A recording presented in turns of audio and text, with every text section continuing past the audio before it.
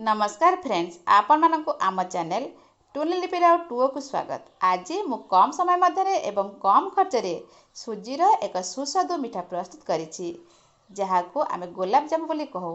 गोलाप जामुन प्रस्तुत करने ପାଇଁ सामग्री होची मु प्राय 200 ग्राम सुजी रखिछि, सिजा क्षीर रखिछि, अलैच गुंड कर रखिछि, रस प्रस्तुत करने ପାଇଁ चीनी रखिछि एवं किछि रिफाइन तेल रखिछि। मु जो सुजी नहीं ता पतलादाना सुजी। आपण पाखे यदि पतलादाना सुजी नथिबो ताहले टिके ग्राइंडिंग करनेबे। यापर आम प्रस्तुत करबा गोलाप जामुन प्रक्रिया। प्रथमे गैस रे कढ़ाई बसाई नबा। रखिथिबा रिफाइन तेल को 2 चम्मच कढ़ाई रे पकाई नबा। आम तो 2 चम्मच पकई सारे। वर्तमान रखिथिबा सुजी को सेथिरे ऐड करी भल भाबे भाजी नबा। सुजी टिके भल भाजी हो गले गोलाप जामुन टेस्ट एवं कलर भल आसीबो। ताहा सहित आमे जो क्षीर ऐड करबा ता भल एब्जॉर्ब करिवो। अल्प फ्लेम कम करी आमे सुजी को धीरे धीरे भाजी नबा। सुजी प्राय भाजी हो गलानी। आमे रखिथिबा सिजा क्षीर को धीरे धीरे ऐड करी आमे भल भाबरे गोळाइबा। आमे भल भाबरे गोळा जेपरी सुजी एवं क्षीरर मिश्रण रे कोनोसी जॉइंट बा बिंडा रहइबो नाही। जेते सुजी क्षीर एब्जॉर्ब करिवो से अनुसार क्षीर धीरे धीरे करी देबा। सेतिरे किछि चीनी मध्य पकाई देबा। एई भली भाबरे सुजी को भल भाबे गोळाई नबा। सुजीर जो जंताटा प्रस्तुत कले ताहा टिके नरम हवा आवश्यक। भल भाबे जंती सारी ताहाको गोटे प्लेट रे काढी नबा। आमे तो प्लेट रे काढी नेले। वर्तमान उषुम थिबा अवस्था रे, बेसी गरम न हेले चलिबा, उषुम थिबा अवस्था रे आमे ताहाको भल भाबरे चकटी नबा। जेते सुजीर जंताटा को चकटिबा सेते भल गोलाप जामुन प्रस्तुत हबो। आपण जदि कम चकुड़िबे ताहले सुजी गोलाप जामुन तेलर पड़िया मात्रे खोली जाय पारे। तेल लगे हाथ रे भल भाबे 2 ରୁ 3 मिनिट पर्यंत भल भाबे चकड़ी नबा। मु प्राय भल चकड़ी नेछि।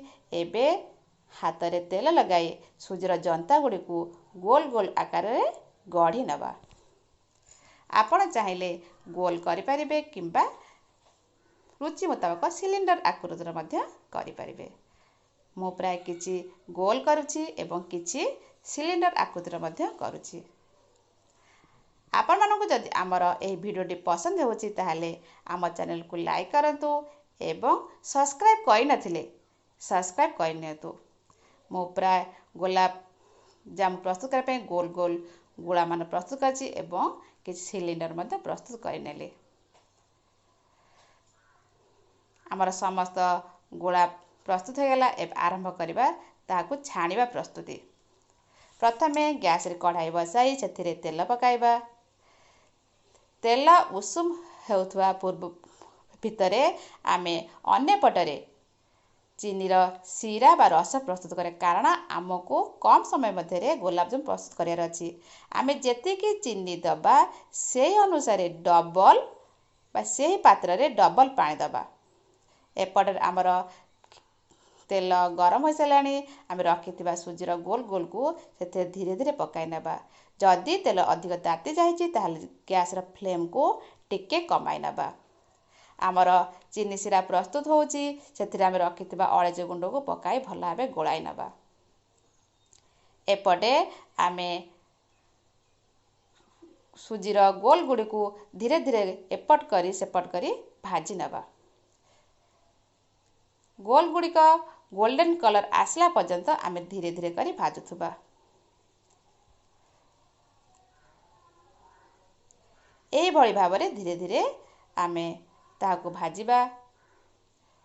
देखंतु केते सुंदर गोल्डन कलर हे आसलानी। एपटे सीरा मध्य प्रस्तुत हो गलानी। सीरा को बा रस को अधिक तार करबा आवश्यक नाही। टिके तार करी आमे ताहाको छाड़ दबा। एपटे आमर गोल गुडी को गोल्डन कलर हो सारानी।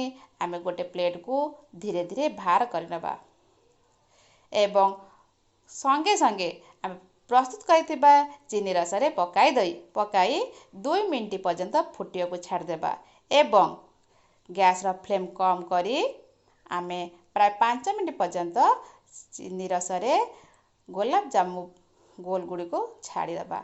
5 मिनिट पर आमर प्रस्तुत हो गला नरम नरम ସଫ୍ଟ ଯାହାକୁ କହନ୍ତି ଗୋଲାପ ଜାମୁ।